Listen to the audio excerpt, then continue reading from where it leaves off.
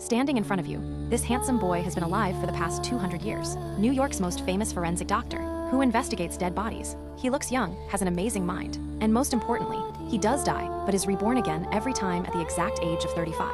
His face and appearance remain exactly the same. Over the past 200 years, he has loved thousands of girls, but every time he has watched his girlfriend grow old and die. For him, immortality is not a blessing, but a curse. To understand this secret, he became a forensic doctor and studied death up close. One day, the metro had empty seats, yet Henry went and sat next to a beautiful Russian girl with golden hair. At first sight, he said hello in Russian. The girl was surprised. "How did you know I'm Russian?" Henry smiled. "You have a chocolate stain on your lip. This brand is only found in Russia. Pressure marks on your fingers and no marks on your chin, meaning you play a large violin.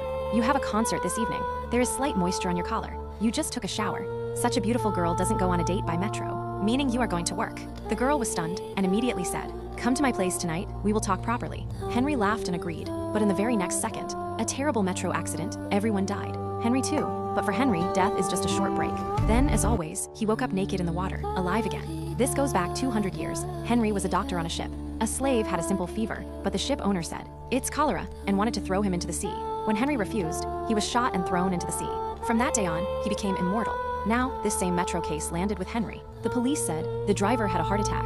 That's why the accident happened. Henry looked at the body once and said, "It's a murder, foam in the lungs, death by poison." A normal test would take 3 weeks, but Henry found a shortcut.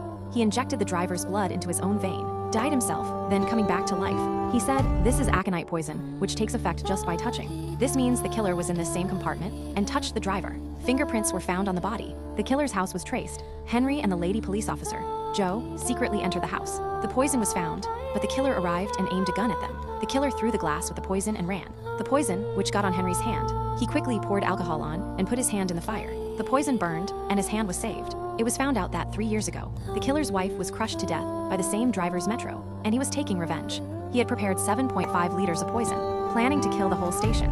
Henry understood the next target is Central Station, where the killer's wife died. When they reached there, the AC was running even though it was cold, a plan to spread the poison in the air. Both ran to the roof. The killer shot Joe, then told Henry, "Put in the poison, or I will kill her." Henry laughed, picked up a wrench, a fight ensued, and he was shot, but in his last breath, Henry hugged the killer and pushed him off the roof.